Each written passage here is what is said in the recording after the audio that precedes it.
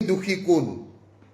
Main দোষী এতিয়াও মুক্ত আকাশৰ তলত নেকি? হত্যাই কৰা হৈছিল তেনে সেই হত্যাকাৰী কোন? মোৰ প্ৰশ্ন, যদি হত্যাই কৰা হৈছিল জুবিন গাৰ্গক তেনে সেই জুবিন গাৰ্গৰ হত্যাকাৰী কোন? মোক লাগে সেই হত্যাকাৰী।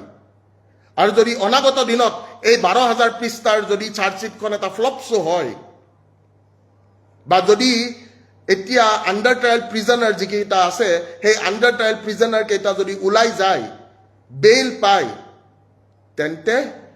তেন্তে কি? গতিকে সময় হয়তো লাগিব পাৰে, কিন্তু সত্যৰে জয় হ'ব আৰু দোষীয়ে উচিত শাস্তি পাবই। জুবিনৰ দৰে সত্তাক যদি আমি ন্যায় দিব নোৱাৰোঁ বা আমি ন্যায় ল'ব নোৱাৰোঁ জুবিনৰ বাবে। নমস্কাৰ।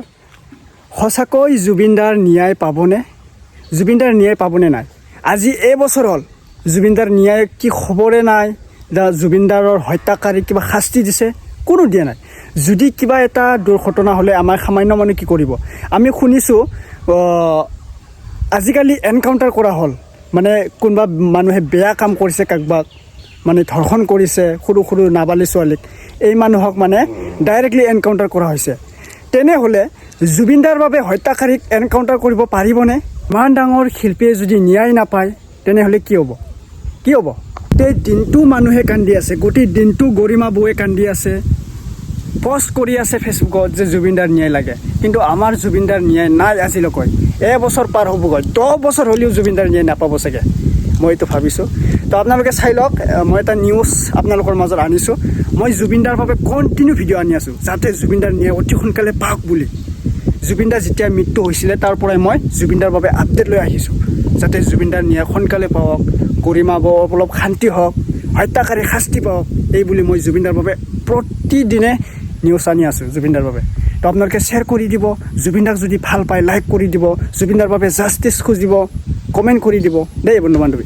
জুবিনদা নহয়, আমাৰ হিমা দাস নে কি আছিলে নামটো, মই পাহৰি গ'লোঁ। তাৰো ন্যায় পোৱা নাই। আজি কেইবছৰ হ'ল আপোনালোকে কমেণ্ট কৰি জনাবচোন। তে ইমান ডাঙৰ ডাঙৰ মানুহে যদি ন্যায় নাপায়, সামান্য মানুহ দুৰ্ঘটনা হ'লে কেতিয়াও ন্যায় নাপাব। তে জুবিনদা যদি ন্যায় নাপায়, ন্যায় বুলি কোৱা শব্দটো এৰি দিয়ক। মইতো বহুত ভাল পোৱা আছিলে জুবিনদাৰ প্ৰতিদিনে মই গান শুনা আছিলোঁ। ইমান যে দুখ লাগিছে যে জুবিনদাৰ আমাৰ এই এতিয়া মই ভাবিও পৰা নাই যে জুবিনদা আমাৰ মাজত নাই। কি দুখ লগা কথা। ইমান ডাঙৰ শিল্পী আজিলৈকে আমাক এৰি থৈ গ'ল।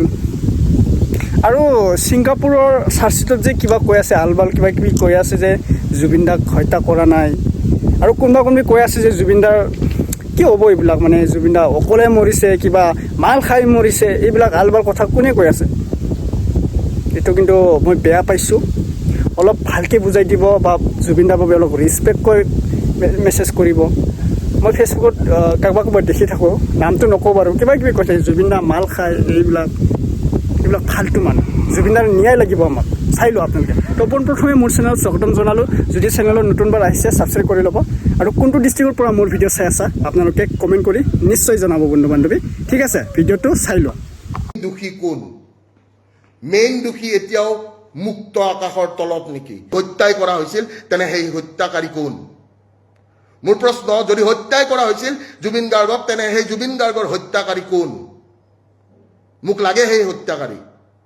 আৰু যদি অনাগত দিনত এই 12,000 পৃষ্ঠাৰ যদি চাৰ্জশ্বিটখন এটা ফ্লপ শ্ব' হয়, বা যদি এতিয়া আণ্ডাৰ ট্ৰায়েল প্ৰিজনাৰ যিকেইটা আছে সেই আণ্ডাৰ ট্ৰায়েল প্ৰিজনাৰ কেইটা যদি ওলাই যায়, বেইল পায়, তেন্তে কি? তেন্তে মেইন হত্যাকাৰীটো কোন? এতিয়াও মুকলি আকাশৰ তলত ঘূৰি আছে নেকি? সেই হত্যাকাৰী? মোৰ বিনম্ৰ অনুৰোধ প্ৰত্যেকজন অনুৰাগীলৈ, জুবিন অনুৰাগীলৈ মোৰ বিনম্ৰ অনুৰোধ, সেই প্ৰত্যেকজন মানুহলৈ মোৰ বিনম্ৰ অনুৰোধ, সেই প্ৰত্যেকজন প্ৰকৃত অসমীয়ালৈ, যে জুবিন গাৰ্গ ঈশ্বৰ পুত্ৰৰ ন্যায়ৰ বাবে আমাৰ বুকুত জ্বলি থকা জুইকুৰা নুমাবলৈ নিদিব কেতিয়াও। আমাৰ বুকুৰ ভিতৰত জিকাৰ জুই জ্বলি আছে, আমাৰ বুকুৰ ভিতৰত এতিয়াও জুবিনদাৰ গান শুনিলে যেনেকৈ অশ্ৰু নিগৰে। আৰু জুবিনদাই কৈ থৈ গৈছিলে, কি কৈ থৈ গৈছিলে? যে পলিটিক্স চবতকে বেয়া বস্তু, লেতেৰা বস্তু, পলিটিক্স নকৰিবা বন্ধু।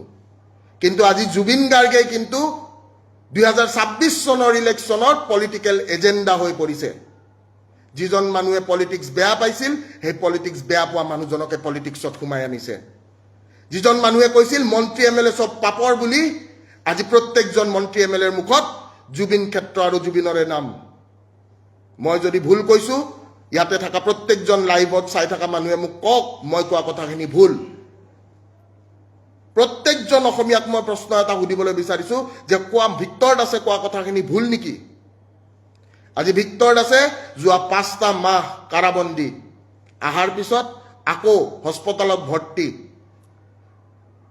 আজি কিমানটা অসমীয়াৰ বুকুত দম আছে ইয়াতে কমেন্টত লিখি দিবৰ কাৰণে যে এইবাৰৰ পলিটিকেল এজেণ্ডা বা এইবাৰৰ পলিটিক্স এইবাৰৰ ৰাজনীতিৰ পলিটিকেল এজেণ্ডা অকল বেলেগ একো নহয় জুবিন গাৰ্গক বনাইছে বাকি একো নাই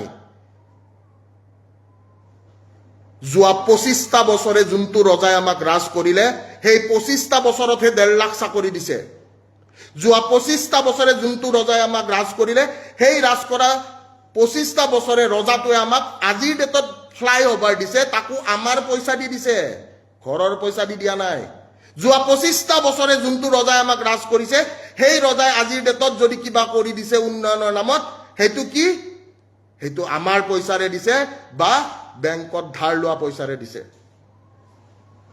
মই সকলোকে এটা কথা ক'বলৈ আহ্বান জনাম প্ৰত্যেক জুবিন অনুৰাগীক এটা আহ্বান জনাম আজিৰ সেশনটো আপোনালোকে শেয়াৰ কৰিব আজিৰ সেশনটো আপোনালোকে ভালকৈ গুৰুত্ব দিব আৰু মোৰ প্ৰশ্নকেইটা যদি মিছা হয় তেনেহলে মোৰ প্ৰশ্নকেইটা নুসুধিব মোৰ প্ৰশ্নটো হৈছে আকৌ এবাৰ কৈছো যে আমাৰ অসম পুলিচলৈ মোৰ বিনম্ৰ অনুৰোধ যদি কিবা লুপ হোলৰ কাৰণে শ্যামকানু মহন্ত ডাঙৰীয়াৰ যদি বেংক একাউণ্ট খুলি দিবলগীয়া হৈছে তেনেহলে BNSS 106 আৰু 107 এদি আকৌ হেতু তেওঁলোকৰ ফ্ৰিজিং কৰি দিয়াটো উচিত কাৰণ এইটো আপোনালোকে ভাবক যদি কাৰোবাৰ বেংক একাউণ্টে খুলি দিছে সেই বস্তুটো পইচা পাব পইচা পালেতো কেছ খেলিব সুবিধা হ'বই যদি সিদ্ধাৰ্থ শৰ্মাৰ পানীৰ টেংকিটো পানীৰ যেটো ফ্যাক্টৰী খুলি দিছে গৰমৰ দিন আহি আছে যদি 1.5 কোটি টকাৰ যদি পানী বিক্ৰী কৰি দিয়ে তেনেহলে কেছটো হ'বনে নাই মোক কোনে কোনে সাপোৰ্ট কৰে মই এই কথাটো শুনিব বিচাৰো মোক কোনে কোনে সাপোৰ্ট কৰে মই এই কথাটো জানিব বিচাৰো সাপোৰ্ট কৰা প্ৰত্যেকজন মানুহক মই এইটো কথা ক'বলৈ বিচাৰিছো যে আপোনালোকে মই সোধা প্ৰশ্নকেইটাৰ কথা আপোনালোকে কওক আৰু মোৰ শেষৰ প্ৰশ্নটোৰ উত্তৰ আপোনালোকে দিব লাগিব যে যদি শ্যামকানু মহন্ত সন্দীপন গাৰ্গ সিদ্ধাৰ্থ শৰ্মা শেখৰ গোস্বামী আৰু তেওঁৰ দেহাৰক্ষী আৰু অমৃত প্ৰভা যদি এওঁলোক নিৰ্দোষী যদি মহামান্য আদালতে এওঁলোকক বেল দিয়ে বা যদি মহামান্য আদালতে এওঁলোকক একিউটেল বা নিৰ্দোষী হিচাপে তেওঁলোকক যদি কয় তেনেহলে প্ৰকৃত দোষী জন কোন মোৰ প্ৰশ্নটো মই আকৌ এবাৰ কৈছো অসমবাসী ৰাইজে এইটো বুজি পোৱা উচিত প্ৰশ্নটো যদি শুনা নাই আকৌ এবাৰ কৈ দিছো যে যদি শ্যামকানু মহন্ত সিদ্ধাৰ্থ শৰ্মা সন্দীপন গাৰ্গ অমৃত প্ৰভা শেখৰ গোস্বামী আৰু তেওঁৰ দেহাৰক্ষী যদিহে নিৰ্দোষী তেন্তে মেইন দোষী কোন মেইন দোষী এতিয়াও মুক্ত আকাশৰ তলত নেকি আৰু সেই দোষী কেতিয়া দোষী সাব্যস্ত হ'ব আৰু সেই দোষীয়ে কেতিয়া শাস্তি পাব সেই দিনটোৰ অপেক্ষাত কিন্তু প্ৰত্যেকজন অসমীয়াৰ বুকুৰ ভিতৰত জ্বলি থকা জুইকুৰা আছে যিকুৰা জুই যোনদিনাখন বহুত ডাঙৰকৈ জ্বলিব সিদিনাখন কিন্তু এটাই কথা যে কি জুবিনদাৰ ন্যায়ৰ বাবে স্বতঃস্ফূৰ্তভাৱে আমি যেনেকৈ গৈছিলো সেই স্বতঃস্ফূৰ্তভাৱে আমি সকলোৱে আকৌ এবাৰ ঘৰত বহি কম যে क्या बोलते जनता रोजा তুমি লেংটা ধন্যবাদ গোচৰটোৰ কথাটোতো আপোনালোকেও জানে মই বিশেষকৈতো মোক বেলেগকৈ আৰু কোৰ্টে বেলেগ বিশেষ কোনো ধৰণৰ ইনফৰ্মেশ্যন নিদিয়ে আপোনালোকে সকলোৱে জানে যে এতিয়া জামিন বিচাৰি কেইবাজনো অভিযুক্ত সুপ্ৰিম কোৰ্টলৈকে পাইছেগৈ আৰু মানে জামিন বিচাৰি আছে ইজনৰ পিছত সিজন যেতিয়া ফাৰ্ষ্ট ট্ৰেকত নাপালে হাইকোৰ্টলৈ গৈছে তাৰপিছত সুপ্ৰিম কোৰ্টলৈ গৈছে তাৰপিছত এই গোটেই যিটো আইনী প্ৰক্ৰিয়াটো বা যিটো বিচাৰ প্ৰক্ৰিয়াটো সেইটো বাহিৰলৈ ট্ৰেন্সফাৰ কৰিবলৈ এতিয়া চেষ্টা কৰিছে যে তেওঁলোকে জানে অসমত থাকিলে তেওঁলোকৰ ওপৰত প্ৰেছাৰটো বহুত বেছি হৈ থাকে বা অসমৰ মানুহে সেইখিনি সম্পূৰ্ণভাৱে সঠিক দিশত বিচাৰ কাৰ্য এতিয়ালৈকে চলাই নি আছে বা যিখিনি সাক্ষ্যদান কৰিছে তেওঁলোকে নিৰ্ভীকভাৱে তেওঁলোকে কৰি আছে আৰু এইটো চলি গৈ থাকিব সেইকাৰণে বাহিৰলৈ লৈ যাব খুজিছে যাতে অলপ কেনেবাকৈ নিজকে দুৰ্বল হয় যদি হওক, বাহিৰৰ উকিলে সেইখিনি বস্তু ইমান গুৰুত্ব দি নাচাব, তেনেকুৱা ধৰণৰ হয়তো মনোভাৱ লৈ পেলাই চেষ্টা কৰিছে। কিন্তু মই ভাবোঁ কোনো শক্তিয়ে একো ধৰণেৰে যেতিয়া অসমৰ 3 কোটি জনতাই প্ৰাৰ্থনা কৰি আছে, মন অন্তৰেৰে বিচাৰি আছে, আৰু সত্যটো সেই ভগৱানেও মানে ছাপোৰ্ট কৰিব। ভগৱানৰ ছাপোৰ্টটো সদায় কাৰ লগত? সত্যৰ লগতেই থাকিব, শুদ্ধৰ লগতে থাকিব। গতিকে সময় হয়তো লাগিব পাৰে, কিন্তু সত্যৰে জয় হ'ব আৰু দোষীয়ে উচিত শাস্তি পাব। জুবিনৰ দৰে সত্তাক যদি আমি ন্যায় দিব নোৱাৰোঁ বা আমি ন্যায় ল'ব নোৱাৰোঁ জুবিনৰ বাবে, তেনেহ'লে ধিক্কাৰ আমাৰ জীৱনো আৰু এই আমাৰ সকলো মানে জুবিনৰ বিজয় মানে আমাৰ সমগ্ৰ অসমীয়াৰ, প্ৰতিজন অসমীয়াৰ বিজয়। গতিকে আমাৰ স্বাভিমান, আমাৰ আদৰ, আমাৰ মৰম, বিশ্বাস সকলোৰে মানে বিজয় হ'ব যদিহে জুবিনে ন্যায় পায় আৰু বিজয় লাভ কৰে। আজি ৰঙীয়া বঁটা চিলাইছোঁ, ইয়াত এক পূৰ্ণ দৈৰ্ঘ্যৰ জীৱন্ত ৰূপত সজোৱা এক প্ৰতিমূৰ্তি জুবিনৰ উন্মোচন কৰা হ'ল। আৰু এনেদৰে অসমৰ বিভিন্ন স্থানত বহুজনে বহু ধৰণে কৰি আছে। জুবিনক জীয়াই ৰখাৰ এটা প্ৰচেষ্টা, তেওঁৰ কায়িক অনুপস্থিতিক আমাৰ সাধ্য অনুসাৰে সাকাৰ ৰূপ দি আমাৰ মাজত ৰখাৰ এটা প্ৰচেষ্টা সকলোৰে, তেওঁক অমৰ কৰি ৰখাৰ এটা প্ৰচেষ্টা।